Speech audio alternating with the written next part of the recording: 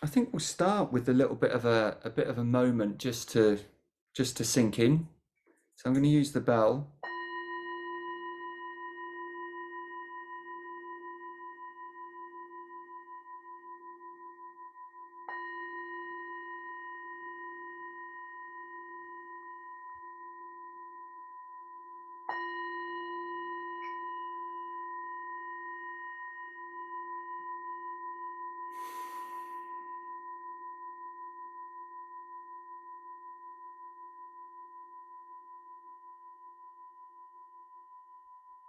So we can use that bell, that sound, just to guide us in. So yeah, it's nice just to use that sound because the sound often is a moment where it can just bring us back from wherever we've gone. And it's relevant today because we're talking about stress, and we're going to go into sort of the nature of stress and how we can use mindfulness as a way to manage it. So we all experience stress in different ways. Sometimes it's a head thing, feels like certain thoughts or stories or certain language that we use. It can be physical symptoms like tension, tightness, or pain, dizziness.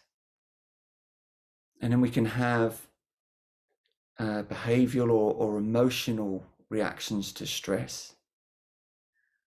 I mean, irritability is one for me. I get a bit short-tempered, a little bit snappy.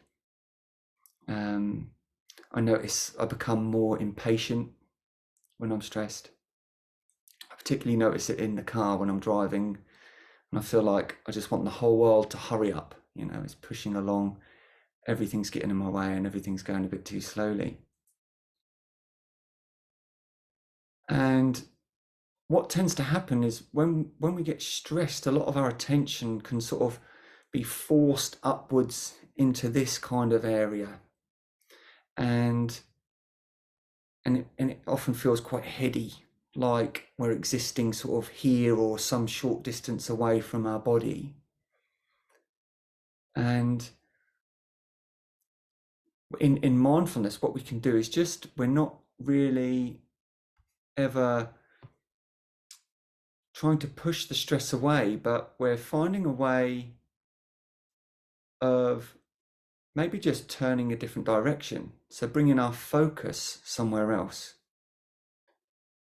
So when we're stressed, if all our attention is caught up in the head, hey there, Lester, is caught up in the head, then we can start to just bring our attention down into the body. And by doing this, we start to notice what's happening in our body, and we do so in a way that we're not expecting anything or trying to change anything. We're just allowing our attention to move, because the stress sometimes feels like it's forcing us to be a certain way, and it's really our attention that's gone. So if we can start to draw our attention back either into our breath, into our body, even into our senses like sound or smell, we start to spread our attention out again. So we expand, and this expansion can create a sense of inner space. And we can liken this space to a quietness or a stillness. And once we become acquainted with this stillness, we realize it's here all the time.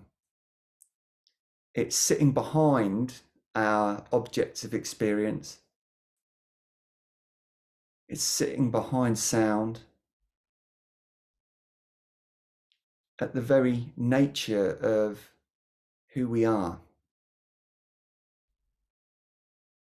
But it can take practice.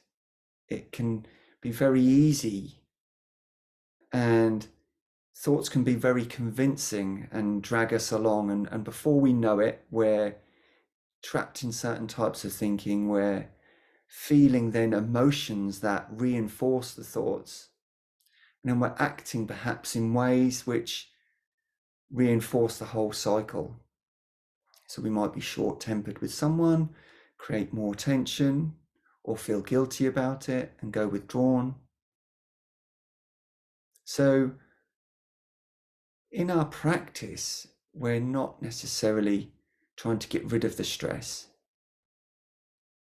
We're turning our attention elsewhere.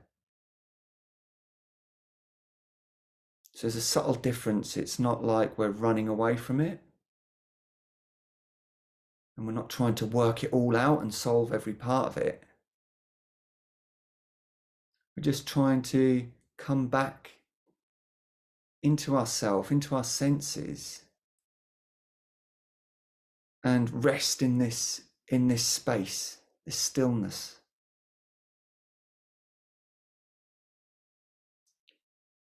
And there's a particular attitude or behavior that connects us very readily with this sense of stillness. And it's the attitude of acceptance or allowing. So when we can drop our resistance momentarily, when we can stop comparing this moment to some other moment,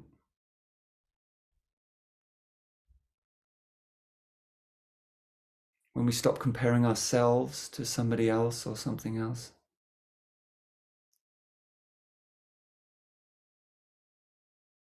then we find that this stillness is here waiting for us.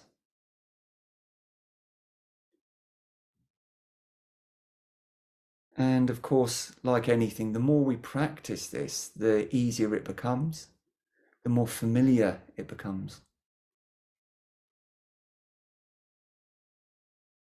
So we're not looking to eradicate stress from our life. It's a useful tool that helps us to promote change. It's part of our arousal system.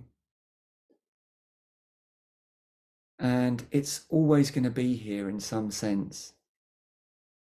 But if we can get a little bit better at managing it, then we can make our lives a little bit easier. And therefore, hopefully, having an impact on the people around us as well.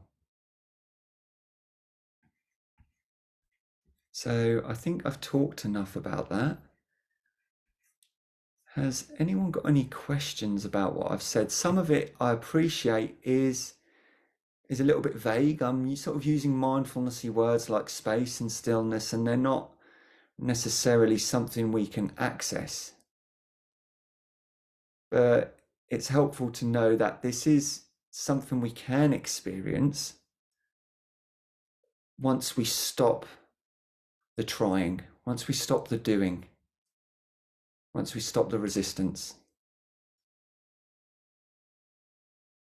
So what I will do, if nobody's got any questions, I'll ring the bell again and we'll get into a practice and we'll get a real taste of what it's like to navigate these emotions and any stresses that might be present, or just have a bit of an exploration of this stillness.